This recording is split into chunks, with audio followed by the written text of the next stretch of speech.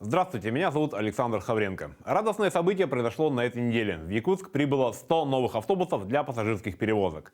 Для Якутска подобное обновление автопарка – событие действительно уникальное. Новая техника в таком количестве и сразу в город не приходила никогда. Новые автобусы удалось получить благодаря федеральной программе субсидирования приобретения городского транспорта, который работает на природном топливе. Изначально Якутия в программу не попала.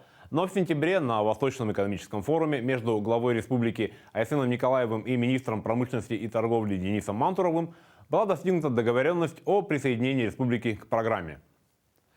На приобретение автобусов было выделено 93 миллиона рублей по федеральной субсидии. 120 миллионов рублей выделил бюджет республики. Вся техника куплена в лизинг, который рассчитан на 6 лет. Между тем, на сегодняшний день в городском реестре состоит 499 автобусов, и из них 275 машин уже морально и физически устарели. Большинство устаревших – это автобусы марки ПАЗ 54-й модели, и именно их заменят новые комфортабельные автобусы. Важно отметить, что данные автобусы разрабатывались и собирались именно под Якутск при непосредственном участии и контроле представителей Якутии. На машинах уже установлены двойные стекла для зимних холодов, а салоны оборудованы кондиционером для комфортной перевозки пассажиров летом.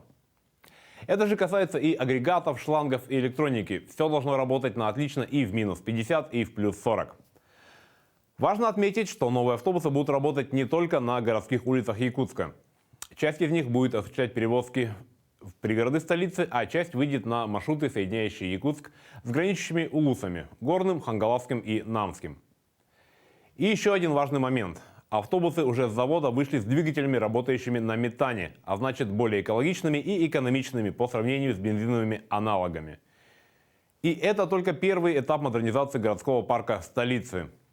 Город растет, меняются, появляются новые места притяжения, а это значит, что должны меняться и добавляться маршруты, а обслуживать их должны современные автобусы.